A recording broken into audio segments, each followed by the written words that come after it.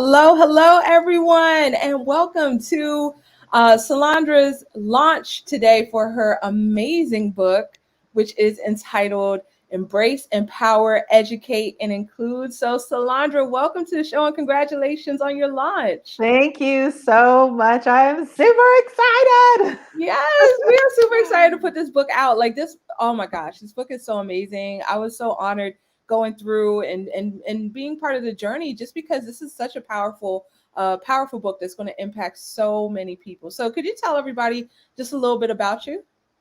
Yes. So I am a former educator turned equity education consultant, and I founded my own consulting company, Conscious Education Consulting, a few years ago.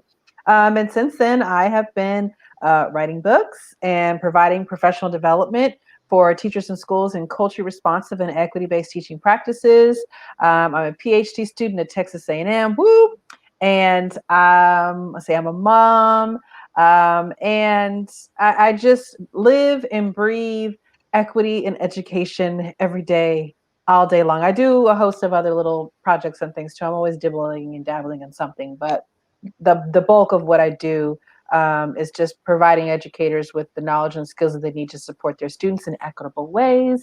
And of course, keeping down the home front, organized and well-oiled machine as well. So that's it. Yeah, totally. You have your hands full for sure. Yes. And we see that you have a lot of friends here tuning in and saying hello. So Melody, as well as Facebook user. Facebook user, we don't see your name. So if you want to just say who you are so that we can give you a shout out, then that would be awesome. But super excited to have all of you joining us tonight. So let's jump into the questions, shall we? Yes.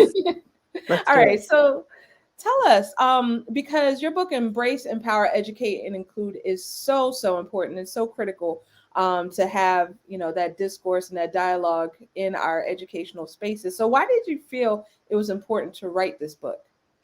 Well, I didn't think I was ever going to write another book again. After my first book, The Conscious Educator, I was like, I am done. I enjoy writing. I just don't enjoy the editing process.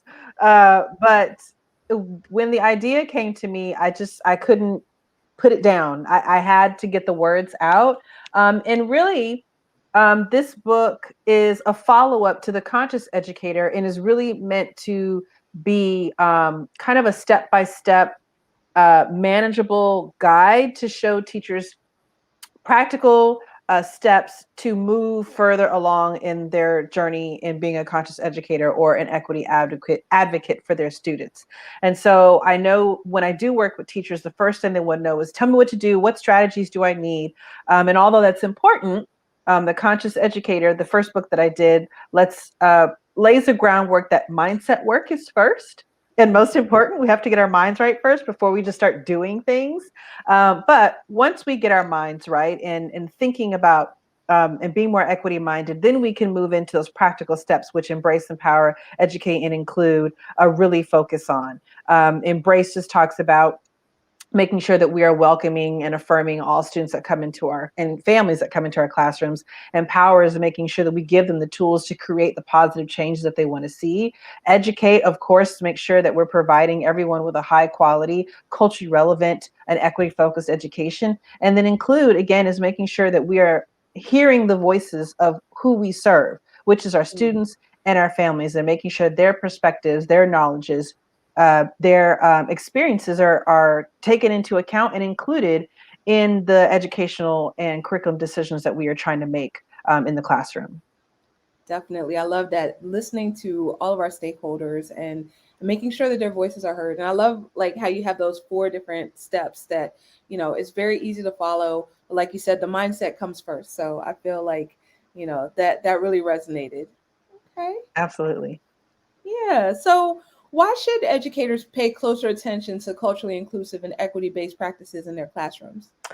Oh, well, I would say it's a no-brainer, but it's actually not. Hmm. This is important if we want to just look at the data, it doesn't lie. We can pull up discipline rates, achievement rates, special education rates, attendance rates across the board in any school in the United States, and we can see similar racial, gender, and socioeconomic disparities, right? And that is a problem. If we are satisfied that we basically can predict outcomes by race and socioeconomic status, then by all means keep doing what you're doing. But if you're an educator who's concerned about why certain students are not being provided basically access to what they need to succeed in our schools, then we do need to start paying attention to how race and culture and language and all those other social demographics play a part in the opportunities that students are provided in our schools. If we haven't turned on the news lately, we know that a lot of people are paying attention to how race is discussed in the classrooms, and there's a lot of opposition to it. And that's unfortunate, because if we know anything about the history of this country, and especially the history of education, we know that race-based policies and practices are embedded within our system. And if we don't understand how that functions and how that continues to manifest itself today, even post Brown versus Board, we're going to continue to see the same disparities within our classrooms and schools, even though I know that we want to do what's best for all of our students. So we definitely need to start paying closer attention to how these components work, and really move away from just seeing students as, well, I treat them all the same. They look all the same to me. I don't see color per se. We really need to start really tackling these issues head on and stop avoiding them, because they're not going anywhere, and they're not getting any better by ignoring the elephant in the room. That is so true. That is so true. I'm thinking back to, I'm about to date myself right now, but when I was coming up, in school in like the late 80s, the 90s, then the same issues that we're seeing today were the same issues that were back then. So, Yes. I mean, there's just They're decades spanning issues. Yes, exactly. So I'm so glad, like Melody said, so glad that you wrote this, because this is a book that can really help make a difference for our educators, our students, our community, our school leaders. Absolutely, absolutely. And Melody pulled out a quote from your book: "If we want equity to become commonplace in the minds and hearts of those in the position to implement it, we've got to start aiming for it ferociously." And Yes. she said, you say it can no longer just be a mission statement. It has to be a mission. I love that. Yes. Yes, indeed. Yes, indeed. So fantastic. All right. So we've now come to the point. You have two very special guests. Part of our EduMatch family, both of them are. So we're going to pull them up one at a time.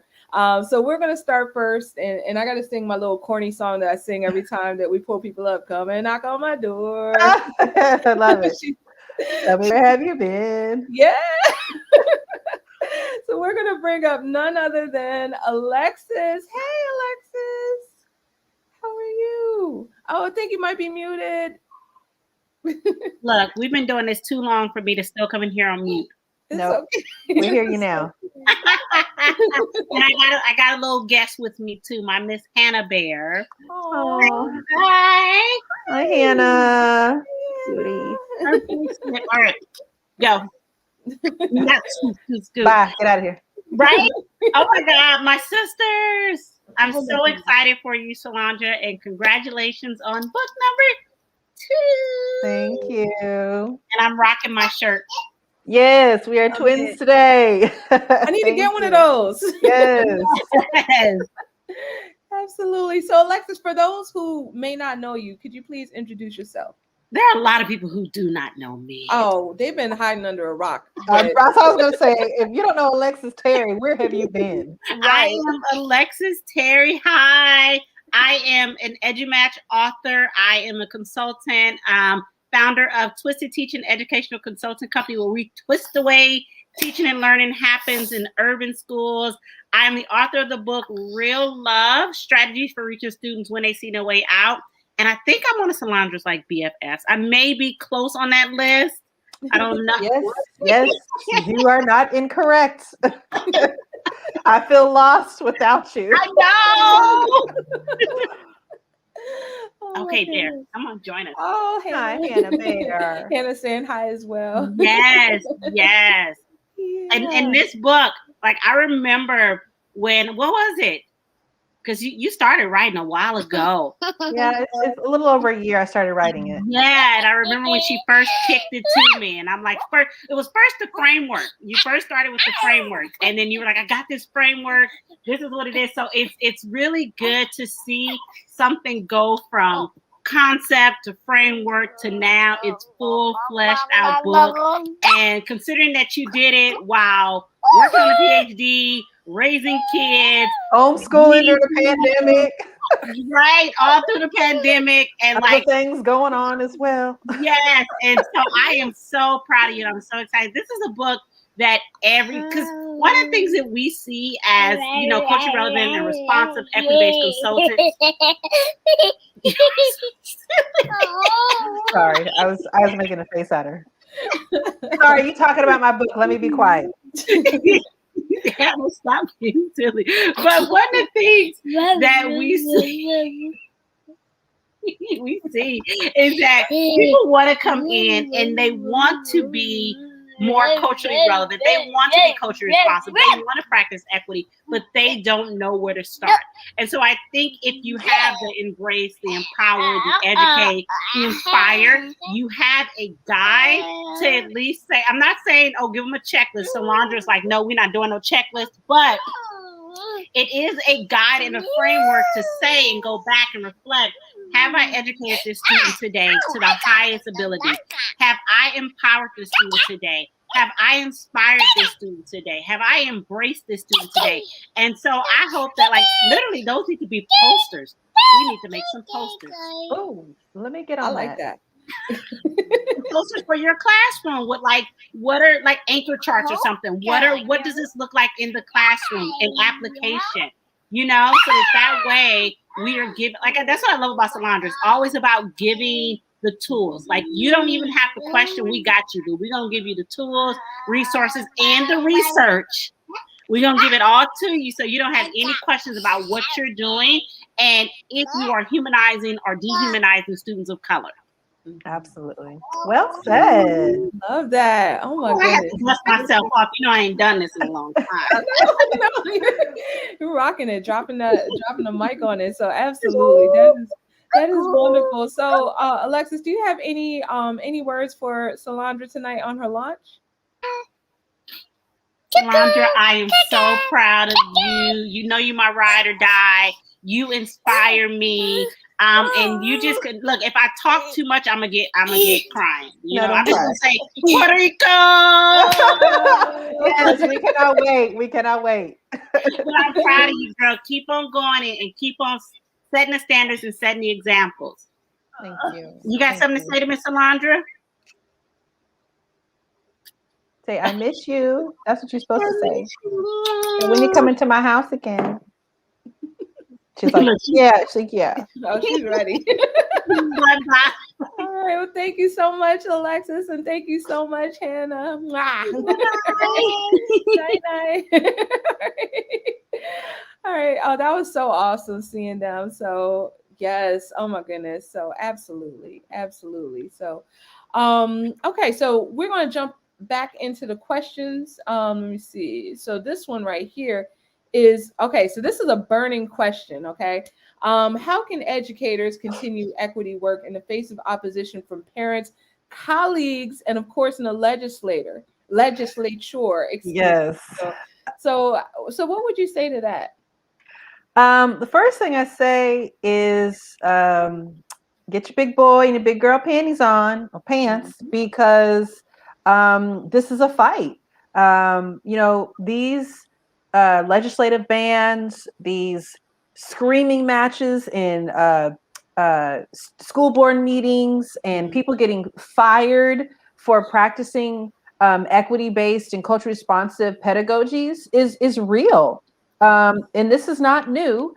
We've had battles like this in the past, and we know that, and we know what's at stake, and it's really it's about power and who's in control.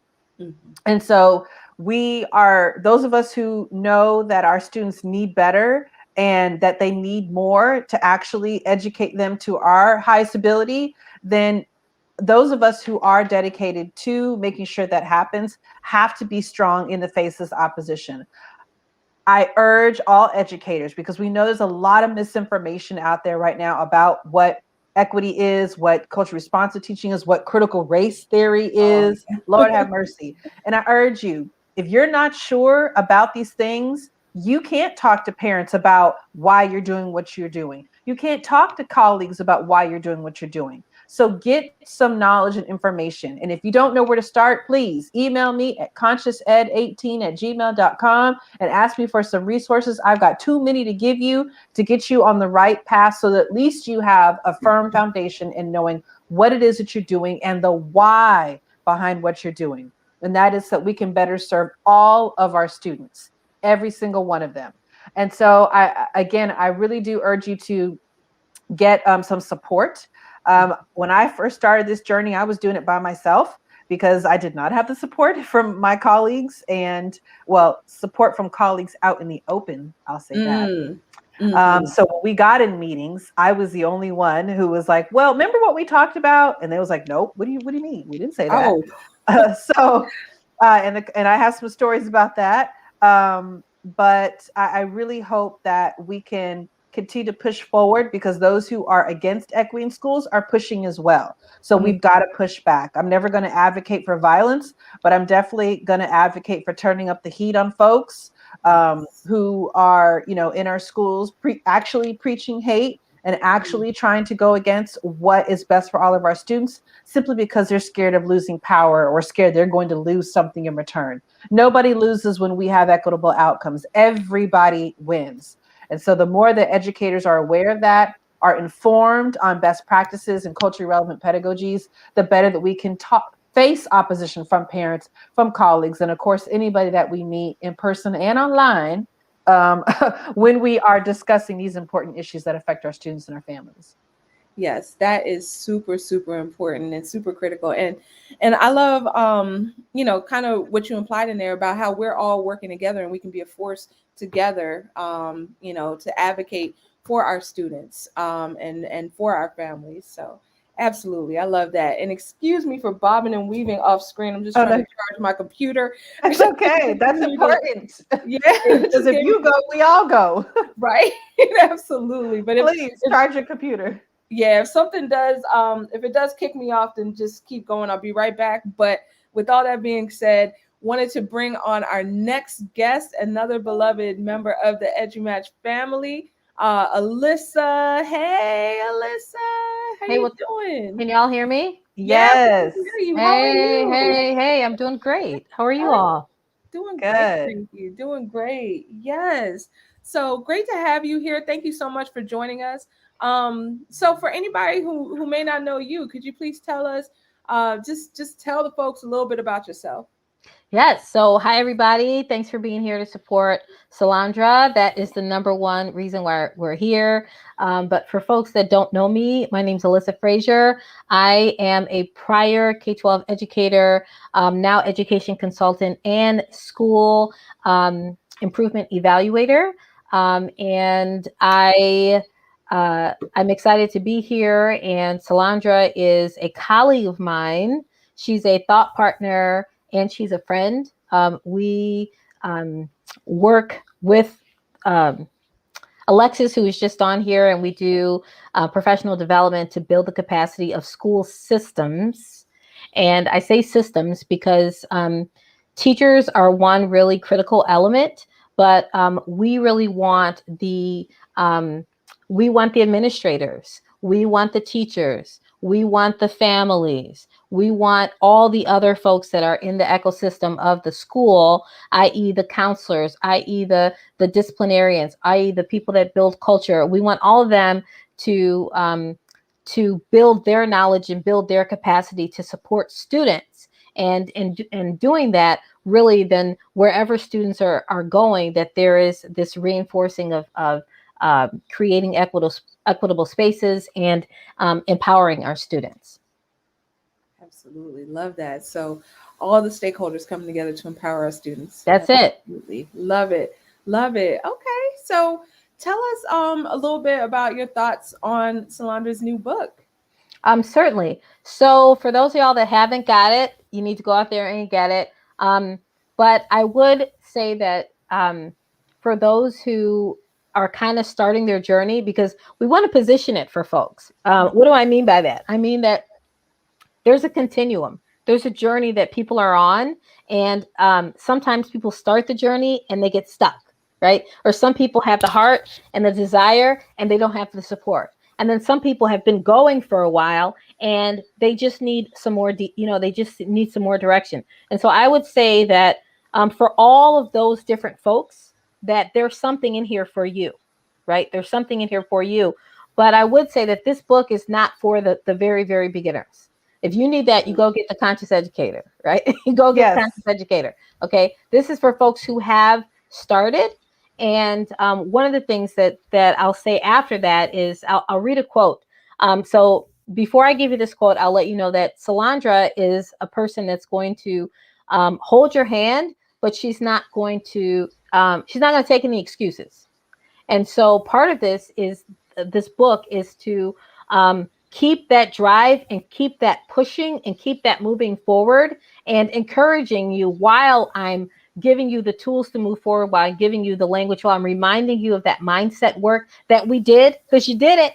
You're there, or you started it, right? But this idea of, oh, can't do this now. We started, this is too much. This is too much, right? And so she's got a quote in here that talks about pacing, right? And the quote says, when we are pacing for privilege, equity efforts and initiatives are often paced for those with the least amount of investment in the equity matters, while at the same time punishing those with the most. And essentially what this quote is saying, that when we began our journey to create more equitable schools, more culturally responsive, relevant, sustaining schools, that there's this pump the brakes, right? Pump the brakes. We got to stop. And that stopping, that holding off on keep holding that pace, that is really rooted in other folks' comfort and other folks' privilege, right? And those are the folks that really have the least to lose, because the foundations and the history of our school system in America has really been based around supporting a subset of people. And that subset has continued to really be at the forefront of directing where it goes. And what she's saying is, hey, our school system is made up of families, students that are culturally, linguistically diverse, ethnically diverse, and what we do should really be driven really by their needs, right? By who we're serving. And so the pacing, the slowing down, we've been slow for a long time. Right. So we've been slow for a long time. That's why we just had this conversation of nothing new under the sun. We keep on going, keep on going, keep on going. And so she's saying, let's recognize what those, and she refers to, our scholar, Paul Gorski. She has some, she stands on the shoulders of James A. Banks, of Geneva Gay, Gloria Ladson-Billings, all these, she's standing on the shoulders of them. And she's saying, hey, let's make sure that we don't stop doing this wonderful work. And so I love that about her as an individual. I love working with her because of that. But I also like that this book is something that's going to say, for those people who maybe are getting tired, right? Or they're getting tired and they need some support. And so we're here for them. And so I just want to let you know, if you don't get it, go out and get it. And I'm excited. So congratulations to my dear, phenomenally brilliant, empathetic, beautiful friend. Thank you, Alyssa, so much. I appreciate you. That was wonderful. Yeah. End of the show. It's over. We're done. We don't have to say anything else. It's all right. Oh my goodness. Right. It's like a mic drop moment. Right. Yeah, beautiful, beautiful words, and what a beautiful tribute. And I couldn't agree more. So definitely, we thank you so much for being here with us tonight, Alyssa, and hope to see you soon again, like when this world stops being so crazy. Oh, we're going to do it. Oh, I forgot. Oh, whoa. I'm an EduMatch author. Yes, so yes. we're all in the family. So yeah, we need some more. I don't do karaoke, but we do karaoke in the family. I'm not, I sing, but that's for another time. That's another time. Okay, But okay. yeah, so can't wait. Y'all go get the book. Yes, absolutely. Thank you so much, Alyssa, for being here with us tonight. It's always great to see you. And and Melody saying that she'll sing. So Right. I'll sing for you too. I love karaoke. Everybody, if you know me, you know I'm I not know. shy on the I mic. know. I know. let's make this happen then. It sounds like Let's we do have it. yeah. As soon as things calm down, it sounds like we have an event on our hands. Let's do So, it. absolutely. All right. Well, thank you so much, Alyssa. Great to see you. Thanks. See you later. Bye. Thanks. See you soon. All right. Awesomeness. So fantastic. So we just heard from Alyssa, another member of our EduMatch family and a great friend. Okay, so we have another question for you before we get into our reading selection. So you all talked about like stages and how people are on different paths or different stages in their journey. So what advice can you give to educators who might be timid to start their journey as a conscious educator? Just start. Yes. Just move. Don't think, oh, I don't know enough. I don't want to make any mistakes. We're all going to make mistakes. Just start. And because a lot of the scholarship and information and resources surrounding these practices are so dense at times, I recommend just picking one thing that you think really needs to happen in your classroom or in your school to make a difference for your students, right? Whether that be providing better access to GT programs, then focus on that. Whether it's reducing the discipline reprimands for tardiness, right? Like if it's something as small as that, allowing kids more opportunities to eat lunch and talk with their friends. I know sometimes kids have to eat lunch silently, which drives me insane. Like who does that? We don't even eat like that. And so just pick something small, or just adding more diverse books on your bookshelf or in your classroom library. Anything that you see is necessary, start there. And if you start there and you get that under your belt, then take a look at what else you think can be changed, right? Or even start looking at what you're already doing well and do it even better. But really just don't become overwhelmed with the utopian, we are here to save the world, because yes, we would love that. But we also have a sphere of influence around us, whether it's just in our classroom, just on our grade level, just in our department, just in our district. We can start small and then we can build out. So my words of encouragement are just start and don't stop. Don't stop. Yes. Don't stop. I hear you on that. I hear you 100%. I agree with what Melody's saying. Wonderful wisdom being shared. I love how you're saying, because there's so many different things that people can do. It's just pick one thing to Just begin. pick one Just thing one and start. thing. That's Right. it. And then build from there. But it's not like this huge monster. Nope. It can even be the smallest change. So I love that you said that. All right. So at this point, would you be able to share with us a passage from your book, please? Yes, I would. All So right. I'm just going to start from the beginning at chapter 1, the Aiming for Equity chapter, because I think it really just, for me, I hope that it sets up a thirst for the rest of the book. That's why I wrote it like that. But so we'll see how that goes with the audience. But Okay. in a more perfect world, there would be significant progress in culturally responsive teaching and equity among schools. One could celebrate an increase in competent educators who were fully engaged and confident in their culturally responsive and equity-focused practices. Ideally, stories about students of color and their near perfect and positive experiences at school at the hands of truly culturally responsive educators would be a regular conversation. It would be exciting to share that students are in a school with narrowing racial achievement gaps, declining discipline rates, and equitable funding. It would be great to share how they feel a sense of inclusion, care, and safety, and are taught with rigorous curricula in positive and culturally affirming ways. It would be monumental to share that this is all being done by multi-ethnic, multilingual, equity-minded teachers, teacher aides, and administrators. But I don't have a story like that today. However, stories about schools who are meeting these criteria and excelling in an equitable environment do exist. That's why there is such a need for more culturally responsive and equity-based practices to reach larger audiences so that the academic, behavioral, and social benefits can be far-reaching. Unfortunately, today is just not that day. So let's begin with the story of an African American girl who suffered from sleep apnea and was taking medication to correct the disorder. Sometimes, like most of us, she got a little cranky when she didn't get enough sleep.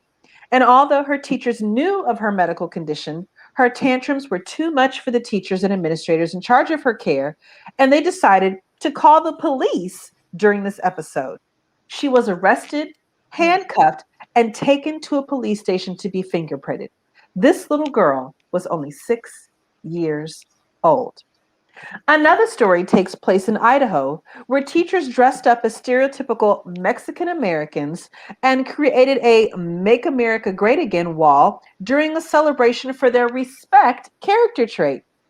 These teachers promptly apologized for their actions and felt they had no malicious intent regarding their actions.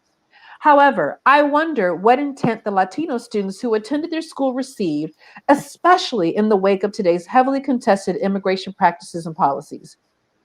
And finally, I have to remind you of the story of the African American boy who I discussed in my first book, David. When he was unwilling to stand in line in the cafeteria properly, he was denied the opportunity to eat breakfast and sent to class to begin his day crying and on an empty stomach. He was only 5 years old. These experiences are quite common for many marginalized students.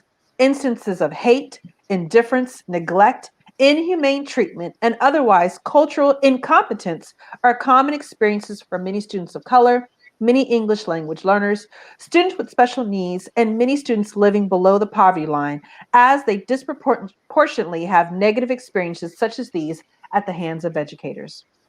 Experiences like this are unfortunate for these students and my former student, David. Although the teachers in these stories may have felt no ill intent, may have even had the culturally responsive and diversity trainings, received the checklists on equity, and even brushed up on their Black or Hispanic Heritage Month facts, even hosted a multicultural fair after school, many are not yet the culturally responsive nor equity-minded educators they claim to be. They are not yet effective in overturning many of the negative statistics for marginalized students because they are stuck on the shallow end of the pool of culturally responsive and equity-based practices. We have got to go deeper. Yes. Oh my goodness. That is a powerful way to begin a book. I tell you right there. Those stories were heartbreaking, but I mean they're all too common, all too common. And I love what you said about how there's levels to all of this, like the shallow end of just, knowing a couple of trivia facts here and there, which is just really shallow, and but really changing oneself to become an equity-minded educator. It definitely it goes way deeper than meets the eye. So Absolutely. I love that you shared about that. So Melody says yes. And yes. Facebook user, I see Facebook user. Tell us who you are, Facebook user. Yes, we don't have names because I need to give away books to people with names. Yes, absolutely. You can't just this Facebook user. We need to know who you are. Right. I mean, if Facebook user, I'm about to snoop you out on my phone in a second to figure out who you are. but yeah, you can share your name with us, and we would love to give you a shout out on air. So excellent. Absolutely. Excellent. All right, well, we have one more question for you before we start giving out some books. So what additional resources or projects do you have available or coming soon to help guide educators and school leaders on this journey? So of course, I have my first book, The Conscious Educator, Becoming Culturally Responsive Teachers in Schools. That's already available on Amazon as well.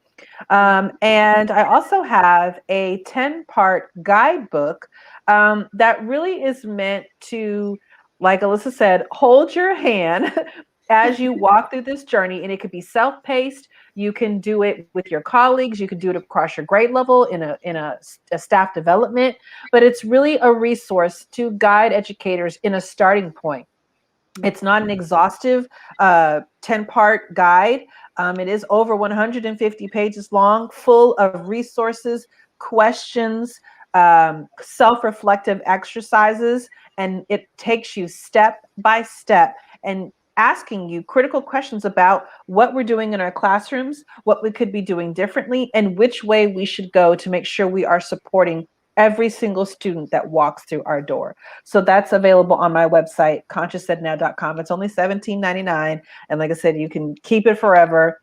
It's a great guide in getting you started, along with these books that are great as well. But if you're really looking for something, to activity-wise, the 10-part guide for culturally responsive and equity-based practices is definitely your go-to.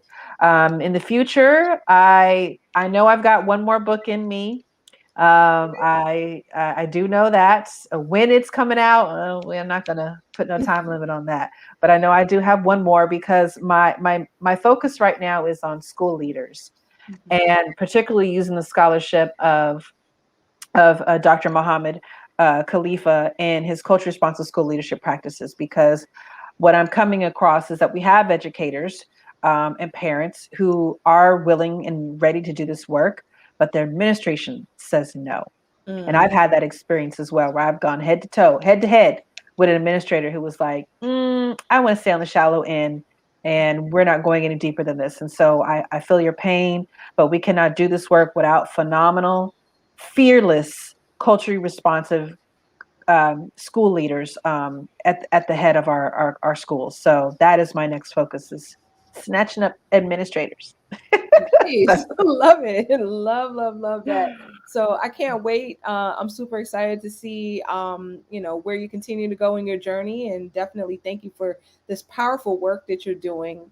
That's really meaningful and impactful. So thank you guys for all of your help and for working with me. You guys you have a phenomenal team. You guys are amazing. Thank you so much, and it's an honor, to collaborate with you. So we're super excited for everything you're doing, and on behalf of the team, we're congratulations again, and kudos to you. And just wanted to say, if anybody's interested in finding out more about the book, then you can go to Salandra's website at consciousednow.com, as well as bit.ly/embrace.sg in uppercase letters. You can follow Salandra at Grice Salandra on Twitter. And if you're interested in picking up your copy of this book, then you can get it at Amazon, Barnes & Noble, or on our website, EduMatch Publishing. I'm sorry, EduMatch-Publishing.myshopify.com. So it's available in all of those places. All right, so Salandra, you ready to give away some books? Yes, let's do it. All right, excellent. So what I'm going to do is that I'm going to start at the top of the comments list. And then when you say stop, then it will fall on someone, and that person will get a free copy of your book. Okay, so you ready? I'm ready. All right, here we go. Stop. Okay. We have Mel in the house, so congratulations. We Mel. knew she was getting one. Yes, yeah, because she's been on fire in the chat. All right, great. And then now going again. So and stop. And all right, so this one is a Facebook user, but I went on Facebook, and this is actually Alexis. Ah! Congratulations, Alexis. All right, and we wanted to thank everyone. Oh, whoops, I'm clicking on random comments now. But yeah, wanted to thank everybody for watching and for being here tonight. I really want to say sincerely that this would be a great book for a book study for schools. So I would use it already. Huh? I'm using it already with one of the schools that I'm working with. Yes. Absolutely. Yes, indeed. So, in all sincerity, this book is one that you want to use for school book study. So if anyone is interested in getting a bulk discount, it starts at 10 books. Just email me with the info at the bottom of the screen, edumatchbooks@edumatchers.org. And this book is all about walking the walk, not just talking the talk, but actually, the action steps that you need to move you forward. So definitely check it out. Oh, Alexis is saying, that's me, Alexis. Yay, but I got to buy my copy. So Yes. Alexis, you can give this one to a friend if you want. There you definitely go. Sharing is caring. So absolutely. But want to thank you all for tuning in tonight. And looking forward to seeing you all at the next EduLaunch, which will be on the 7th with Aaron Kiger and Balancing the EDU Life. So everybody, thank you so much, and have a great evening. Bye, everybody. Good night. Thank you so much. Good night. Thank you. All right. And